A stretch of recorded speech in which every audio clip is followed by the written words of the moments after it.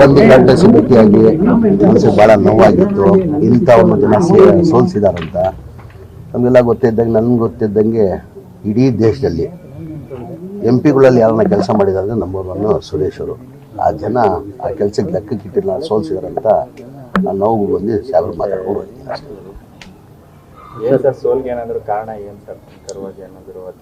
ಅದೇ ಹೇಳ್ತಲ್ಲ, ನಮಗೆಲ್ಲ ಆಶ್ಚರ್ಯ. ನಮಗೆಲ್ಲ ಸುರೇಶ್ ಅಂತ ಅವರು ಸೋಲ್ತಾರಂದ್ರೆ ನಮಗೆಲ್ಲ ಆಶ್ಚರ್ಯ. ನಾನು ಹೇಳಿಲ್ಲ ಅದಕ್ಕಿಂತ ಮುಂಚೆ ಇಡೀ ದೇಶದಲ್ಲಿ ಯಾರನ್ನ MP ಕೆಲಸ ಮಾಡ್ತಾ ಇದ್ರು ಅಂದರೆ ಸುರೇಶ್ ಸಾಹೇಬರು. ನನ್ನ ಅನಿಸಿಕೆ ಬೇರೆಯವರು ಸಂಡೇ ಆದರೂ ರಜಾ ತೊಗೊಳ್ತಾ ಇದ್ರು, ಆ ಸಂಡೇನೂ ರಜಾ ತೊಗೊಳ್ತಾ ಇಲ್ಲ. ಒಂದು ಆಫೀಸರ್ಗಳು ಏನು ಕೆಲಸ ಮಾಡೋರು ಆ ಕ್ಷೇತ್ರದಲ್ಲಿ ಯಾವುದನ್ನ ಒಂದು ತಾಲೂಕಲ್ಲಿ ಒಂದು ಕಾನ್ಸ್ಟಿಟ್ಯೂನ್ಸಿಯಲ್ಲಿ ಕಾರ್ಯಕ್ರಮ ಹಾಕೊಂಡು ಪ್ರತಿದಿನ ಅಲ್ಲೇ ಇರೋರು ಅಂಥವ್ರನ್ನ ಜನ ಸೋಲಿಸಿದಾರು ಅಂತ ಎಲ್ಲೋ ಒಂದು ಕಡೆ ನೋಡ್ತಾರೆ. ಸರ್, ಒಂದ್ ಕಡೆ ಬೆಂಗಳೂರು ಸ್ನೇಹಿತರು ಮತ್ತೆ ಬಿಜೆಪಿ ಸ್ನೇಹಿತರು ಸೇರಿ ಜಿದ್ದಿಗೆ ಬಿತ್ತೋಲ್ಸದ ಅಂತ. ಜಿದ್ದಿಗಿಲ್ಲ, ಜನ ತೀರ್ಮಾನ ಮಾಡೋರು. ಅವ್ರು ಜಿದ್ದಿಲ್ರಿ, ಜನ ಮತ ಕೊಡೋರು ಯಾರು? ಜನ. ಈಗ ಸೋಲ್ಸಿರೋದು ಯಾರು? BJP JDS ಅಂತ ಹೇಳೋಕ್ಕಾಗಲ್ಲ ನಾವು.